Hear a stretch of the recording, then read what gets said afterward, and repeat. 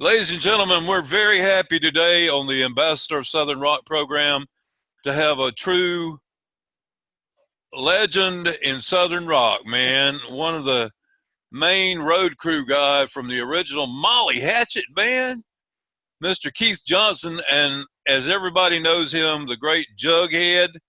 We're going to talk a little bit about his illustrious career with the Hatchet band and, of course, later with Gator Country and all that kind of stuff. So, first of all, Jughead, I wanted to ask you who gave you that nickname. Well, actually, it was Steve Holland. He came up with the name, and he talked to the band about it. And since I was the band's road manager, everybody on the crew had nicknames. So my nickname was Jughead. And if you can see this picture right here, Michael, this is a picture of Jughead Johnson. All right. And the band gave me that picture to put on my original Molly Hatchet pass. Oh, great. Yeah. Jughead from the Archie comics. I got you. You got it. Yeah. Yeah, that's great, man. That's great. How did you first come to work? Go ahead and tell us how you first came to join up with the Hatchet and a little bit about that. Okay. Well, back in the day, my stepfather took my sister and I to go see the Beatles in 1964. Oh. And I was kind of interested in that because of the way the band had control of the way the fans acted in the audience before, during, and after the show.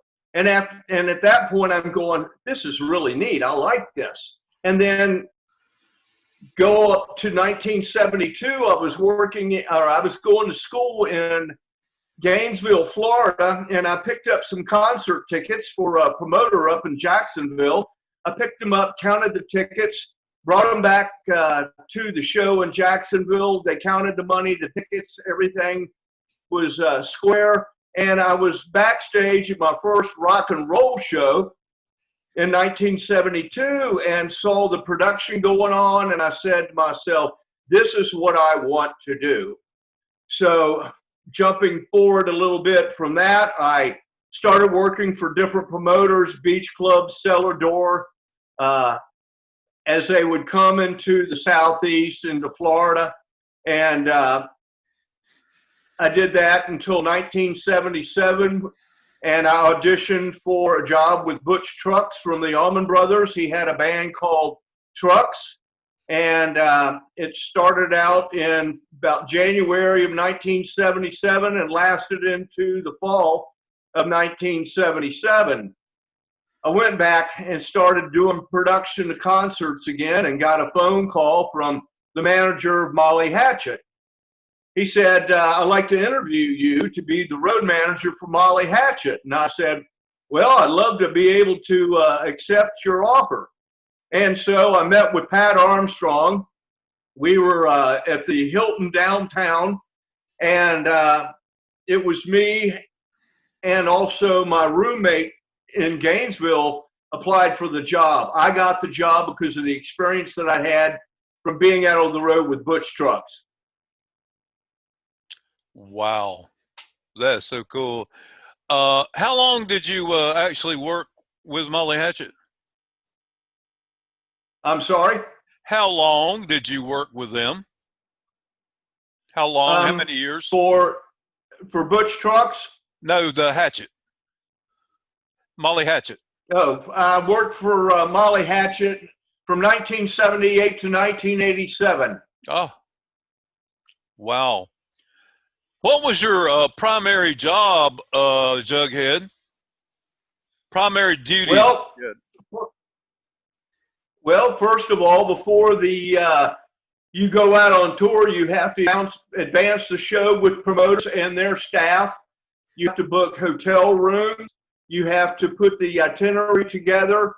You have to have a concert writer that when you go into each venue, you check off the rider and make sure the promoter's doing what they're supposed to do. in your itinerary, as I spoke a few seconds ago. The band always wanted to know where the closest restaurants were. Bruce Crump to work out, and I had to put in a gym and the closest hospitals, and it would basically tell you of where we would go the next day. And we also had a sheet that was done every night before we left and get out there, everybody, called the Tomorrow Sheet, letting each crew member know exactly where we were going the next day. Huh. Well, it's quite a lot of work for sure. I always said that the road crew makes the band. I mean, it's, in my opinion, without the road crew, you know, none of the bands would be able to do what they do. So I have deepest respect for the roadies, and you know, of course, we all are still sad by the loss of Steve Holland recently. And of course, that means that all of the original Hatchet guys have passed away. I just wonder if you'd share a memory or two of Steve Holland. Well, one of the memories that I have of Steve Holland, we were doing a show with Sammy Hagar. We opened for Sammy Hagar, and we were in Bloomington, Minnesota, and we were staying at the Registry Hotel. Well, also on the show is 38 Special, and Joan Cusimano did backup for 38. And at the Registry Hotel, the bar would not let anybody in with jeans. So Joan offered to give myself and Steve Holland a pair of spandex pants that she wore on stage, so we go into the bar after the show. So that's one little story I'm going to share. And there's so many Steve, it's incredible. Steve used to live here at my house after he did Gator Country, and he's just a great guy, and it's a great loss. And I've lost 8 friends since I started out with the band, and it has a tendency to hang on your heart. Yeah, definitely. I was fortunate enough later in years to, when Dave Lubeck was playing with Southern Rock All-Stars, I got to be friends with him. And just, you know, found him at that point just to be a big teddy bear. Nothing like what he was the first time I met him in 1980. I won't even talk about that. but in later years, you know, I just grew to love him. I wonder if you have any Lubeck story. Michael, the first member that left was Banner Thomas. Oh. He left in 1981, and then Steve left after that. Oh, okay. Yeah. Banner left, was that when Riff West came in? I didn't mean to interrupt you. No, that's okay. Well, okay. Now, just first of all, wonder if you had any Dave Lubeck short stories about Dave. Stories. Well, one of the things we're going to talk about when we start into touring on the road, we did some shows with AC/DC, and we did about 7 shows with AC/DC in the Texas area, and we had a off, and we the member AC/DC and Molly Hatchet and myself, we went on a canoe trip in Texas. And of course, being the friends we were out on the road, that both bands got along together well, and Danny and got along with everybody, and each band tried to tip over each other's canoe. So that was kind of a fun thing to do with a band they're opening up with, because there's not really a lot of bands to open up for at that time that want to connect any friends with the opening act. My, that's to touch on what you were mentioning a while ago, after Banner Thomas, is that when Riff West came in? After Banner? Yes, sir. That is correct. Oh yeah, okay. I really liked Riff a lot too. He was a really nice guy. I liked him a whole lot. Did you also work with the band when Jimmy Farrar was lead singer? Yes, sir. I sure did. And Jimmy was a great guy. So was Riff. I got along with both of them real well. He lived at my house for a while. Down in St. Augustine, along with Dwayne Roland. And sad thing about Dwayne died at my house when he passed away in 2006. So we'd just gone out with Gator Country, and I came home my real job and found Dwayne at my house, and he passed away. And that's another sad day. Yeah. But it's just brothers of the road, and these are just things you have to deal with when you're working with entertainers. Yeah. Speaking of Dwayne Roland, that's one of the things that weighs heavy on my heart, is that I was interviewing Dwayne the day before he died, and he didn't have much time. It was so nice. He said, "I tell you what, the next day or two, we'll get together and finish the interview." So I only got to do about 15 minutes, and we were going to get back on the phone, and then he passed away. And I don't know, it just broke my heart because, like you say, those things do weigh heavy on you when Michael, you care about people. Yeah. Well, you have family at home, okay, but your family also is family on the road. These guys get to be part of your life. And shoot, since 1978, I've known members of Molly Hatchet, their wives, their girlfriends, and still friends today.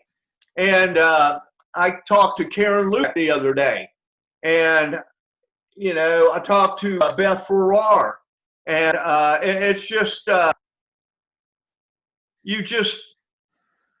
like I said, it's a family, and everybody sticks together, even after the fact. Yeah, yeah. Is it true that I think I read this correctly? Most of your original road crew is still around. Is that right? Still alive? Most of the road crew? Yeah, they sure are. There was myself as road manager, Mike Cavanis. There was Mike Cavanis, and then Mike Coffin, Bob Huckabee, George Wheeler, and there was Joe McKenna, the bus driver, Karen Ryan, Sunshine Turbot. Then you have Pete Magdars and Ernie Hudson as far as the band crew goes. And then you have members of your lighting and sound team like Everett Leibold and and you got Tony Leverett and Rocky Holman on the sound team. And R.A. Roth was out the lights for us. We used audio analysts out on the road doing our sound. And you just here once again, everybody got along. It's one big happy family. I mean, working with Robert Roth, it was incredible. I like Robert. Robert go way back, and I know you know Robert too. So yeah. Jughead, what would you say as one or two of the greatest concert memories that you have with Molly Hatchet?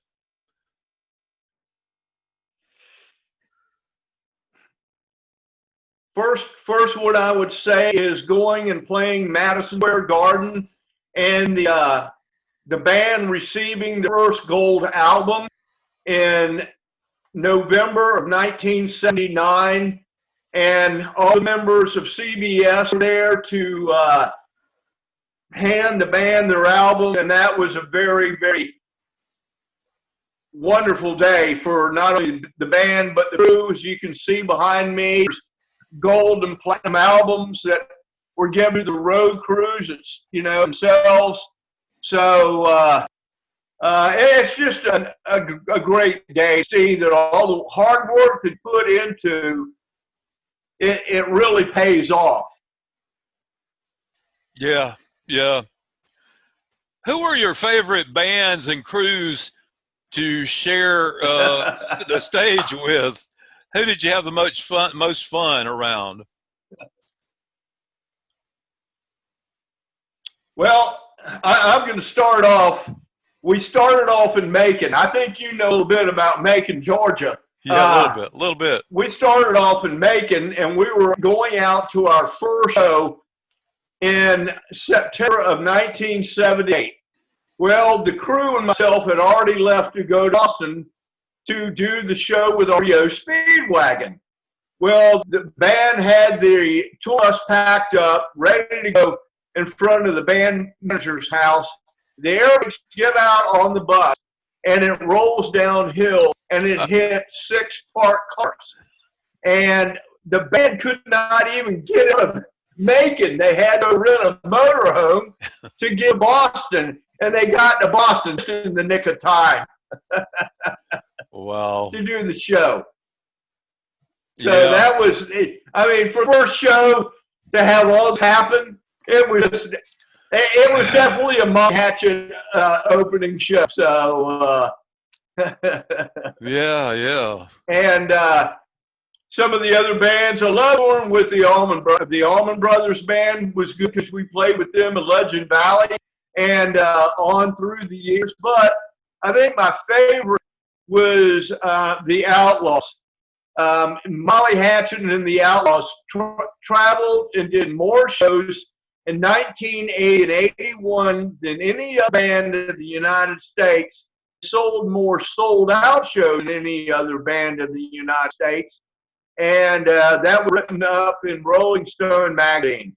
So that's quite an accomplishment for the bands to go out. And one night, one band would headline, and one night another band would headline. And it was just, we were all family out there. I keep bringing back family word, but that's just the way it is, all family. So yeah. Well, I've got to this day, I talked to Freddie Salem and David Dix and Harvey Dalton. Those guys. We're all friends. Jimmy Patterson, the drummer, and I are good friends. And it's a camaraderie and a brotherhood out there on the road. Yeah, for sure. Well, I would be remiss if I didn't ask you this. I've got so many readers and listeners over the years that are fans of Danny Joe, so I've got to ask you to tell me a little bit about Danny Joe Brown. What you can tell me. Very good words. Danny Joe Brown. Danny Joe Brown was the voice of Molly Hatchet. In the beginning, he just captivated the audience by his voice and his demeanor and the way his stage presence was. Dave Lubeck did it with guitar, but Danny Joe did it with just his stage presence and being the man for the band. And Danny was with the band for Molly Hatchet, and he did Flirting with Disaster. And then after that, he decided he wanted to leave and go out and do a solo career, and he did that. And that's when Jim Farrar was brought in. But eventually, Danny came back and started back with the band. And even though I have very high thoughts of Jimmy Farrar, it was good for Dan to be back in the band. Yeah, yeah. Well, jumping ahead just a little bit, I've just got a couple more questions. I wanted to get you to tell me a little bit. I remember when Gator Country first formed, and I thought it was really cool, and I felt like they were really going to do something when they did Oh Atlanta and all that stuff. What are your memories of Gator Country Band?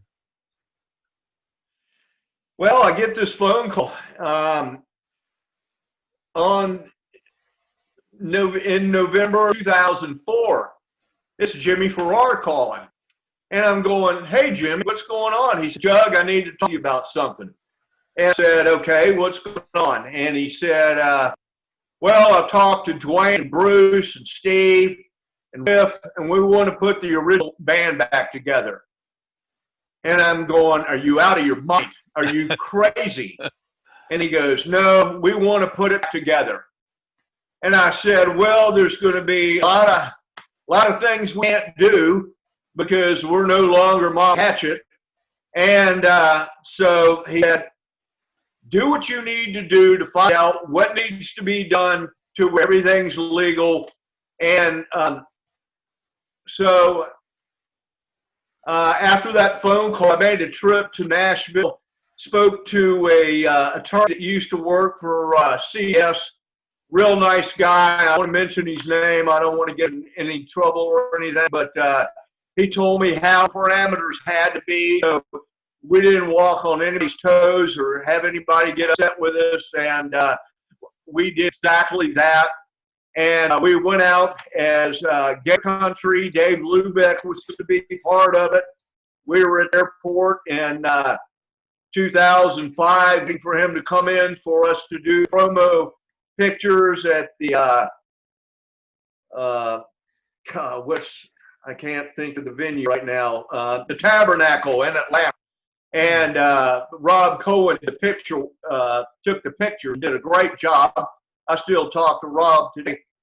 And we had to basically take a shot and leave a spot to who we found to be was going to be, one of the guitar players in the band.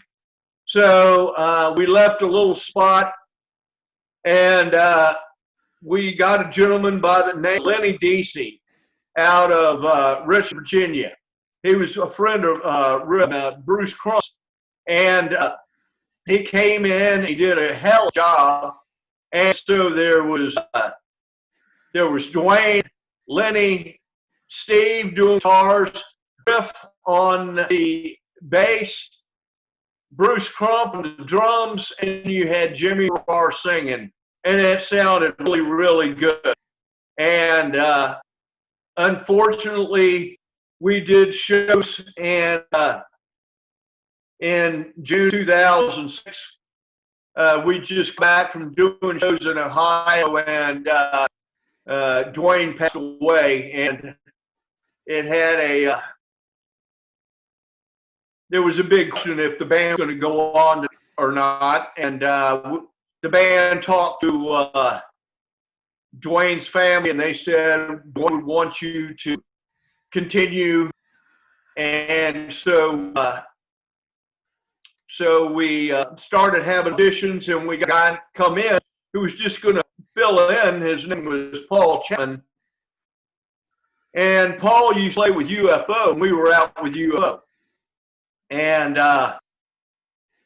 he fit right in. And first song, knew exactly. He was the guy that needed to take the place. So right then and there, we had the band back together, 6 members. Wasn't complete, but at least we had 4 original members, and we were back out on the road again. So we toured in 2009. We put out a live CD, which a lot of people bought, and it's just fortunate. In 2009, Steve started getting sick, and things just started falling apart. But that's just part of the music business. Yeah, yeah. Well, Jughead, what did you do after Gator Country? Were you still involved in music, or what did you do after that from then up until now? Well, it's like it's like in The Godfather, Al Pacino said in one of the parts in the Godfather, you try to walk away, but you keep being drugged back in, and that's the truth. Because now I'm doing for projects, some of them that I believe you're involved in. It's called Soul Southern Rock, which is the story of blues and jazz from the 20s and 30s and how it evolved into Southern rock and roll. Not only am I doing that, but also working with the Jacksonville Historical Society on their new museum for the Southern bands that came to Jacksonville, Florida. Allman Brothers, Molly Hatchet, Leonard Skinner, 38 Special, and so I'm involved with that. I'm also involved with a Facebook project called the Gator, which are my stories of being out on the road with Molly Hatchet, and it comes in series, and it'll be like every 2 weeks a new segment. But before we close, I need to tell you something about Steve, okay, Mike? So, Steve, 3 or 4 years ago, found Jesus Christ to be his Lord and Savior. And I really want this to be part of the interview. He found God again when Steve died, April the 2nd. Steve went to heaven. Even though there's sadness, there's happiness, because Steve's with his mother and father, his brother, and all members of Molly Hatchet. So I think that's very important for me to say, Michael, and I hope you don't mind me saying it, because I'm a Christian too. Certainly. Of course. I mean, yeah. Well, so am I. So that's very, very good. I like that. Well, Keith, I appreciate your time today. And thank you so much for sharing with us. And you take care. Hey, Michael, wait a second. Before you go, yeah. I had all these cue cards ready to go from 1978 to 1987. Wow. But I understand. I'm ready to go. Anytime you want to talk for, you give old Jughead a call, okay? Oh, yeah. Well, I'll tell you what. May just do that. We might go with part 2 and 3. All right. Thank you, buddy. Thanks, Michael. Take care. All right. Have a good